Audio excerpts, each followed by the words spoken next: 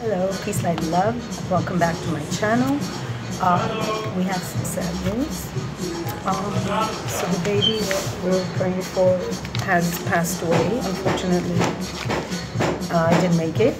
The baby whose mother was shot by terrorists. So yesterday, reading was God's will. So each day we ask God what God wants us to do today. Now, what is God? It's a very fluid definition. Depends on how you define God, isn't it?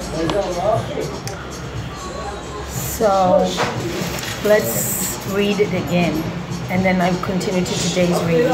Each day ask God what God wants us to do today, then ask God to help. Simple request. It's so profound and far-reaching, it can take us anywhere we need to go. So I've spoken to a friend of mine and I asked him, what's the use of praying if everything is already written? What's the point of praying? And he said, that's our part. You know, there's a relationship between a higher force, whatever you call it, and us. And it's good to focus our energies on asking what we want and what we need help in. Simple request, but so profound and far-reaching, it can take us anywhere we need to go. And it helps us focus our energies on what we want and not what we don't want. I think that's really important. For instance, I remember this week I was late for work, and I kept saying, I don't want to be late, I don't want to be late. And then I was late, because our brain doesn't hear no, it just hears late. So if you want something, you should, first of all, make sure you pick the right words to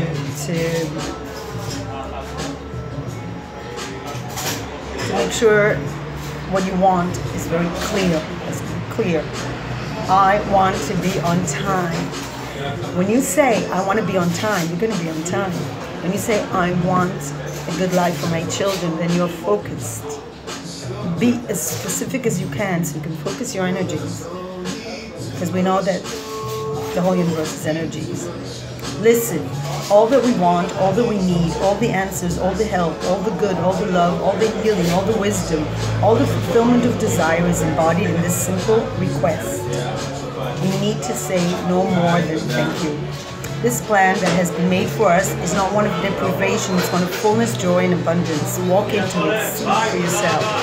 Today I will ask God or the higher power as you choose, to show me what God wants me to do for this day, and then ask for help to do that. I will trust that it's sufficient to take me into light and joy. Today's a beautiful sunny day in the Middle East. I could speak about all the negative things that are happening as we speak.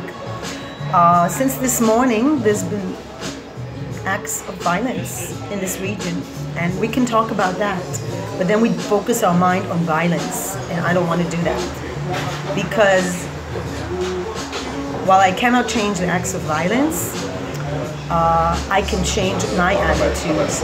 What I can say is that I don't want violence in my life, I don't want destruction in my life, and I would like coexistence, and I don't support any acts of violence. I don't support any acts of violence, no matter what they are, towards anyone. And definitely not people who are targeting people. Just people are standing in a bus station or walking in the street. I don't get that. How that can be of any good. Nothing can come, no good can come out of violence, ever. And then today's lesson is giving. So I will let you know afterwards what my interpretation is. First I read from this book again, Letting Go, The Language of Letting Go by Melody Beattie. I'm just so grateful I found this book a while ago, and it's important. When we want to change something, it's very important you're consistent. Once you're consistent, two things, consistency and clarity. To be consistent means every day, to do a reading every day, as often as you can. Make a time for this. There are millions of things you got to do today, but make time. Take 5 minutes a day to focus on what you want today. So giving. and what you want to learn today. So the lesson of giving. Don't be afraid of giving. For a while we may need to back off from giving as we learn to discern the difference between healthy giving and caretaking, which leaves us feeling victimized and others feeling resentful. This is a temporary spot. To be healthy, to do our part in this spiritual way of life, to be part of the endless cycle of the universe, guided by our Creator, we need to give and receive. There is, we talked about harmony in this world. So if we just take, we don't feel good because we feel sort of emptiness because we're made. A baby, if you observe a baby is about, first he's give me. But as the baby develops, we see children, they're amazing. They just give you, they reach out for, I just had a child come to my dog. They reach out. They want to give. They don't want to just take. And this we have to remember. So some people think children are very selfish. I think that's not true. I think they are focused on their development.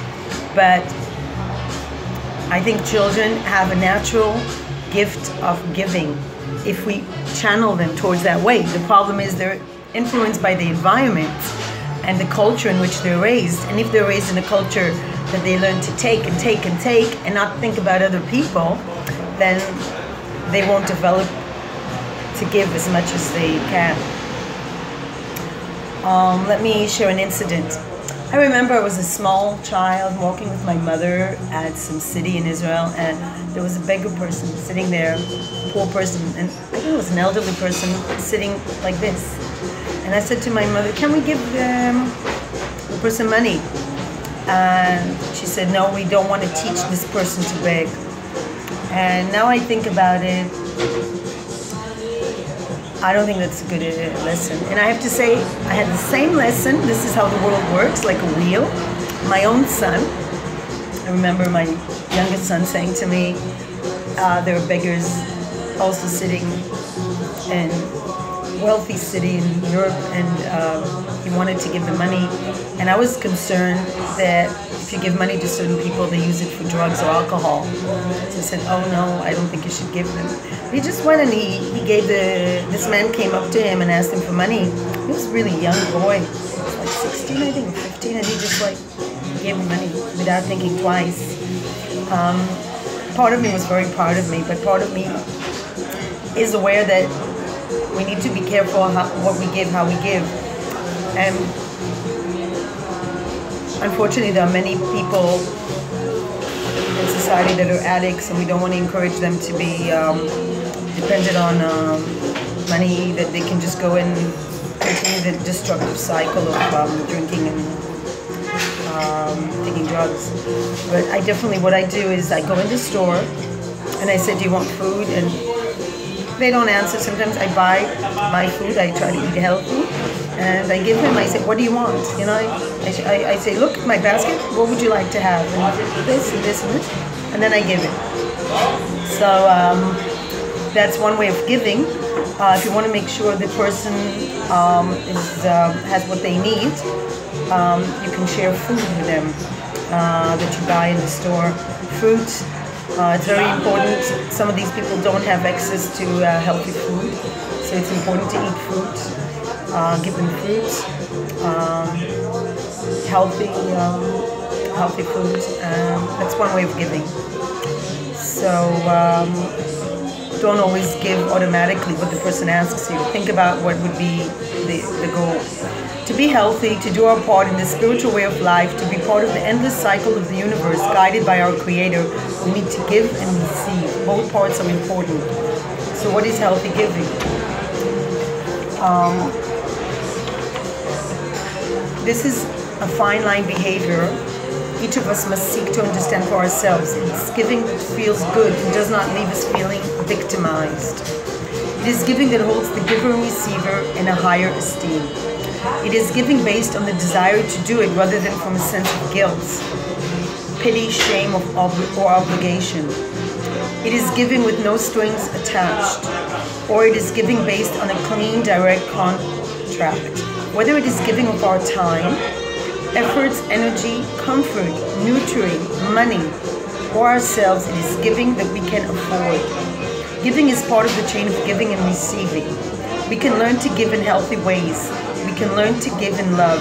We need to keep an eye on our giving and to make sure it has not crossed the line into caretaking. But we need to learn to give in ways that work for us and others. Today, God guide me in my giving. Help me give to others in healthy ways. Help me give what feels right, what feels good, what feels clean, and what I can afford. So I had this big dilemma for a long time.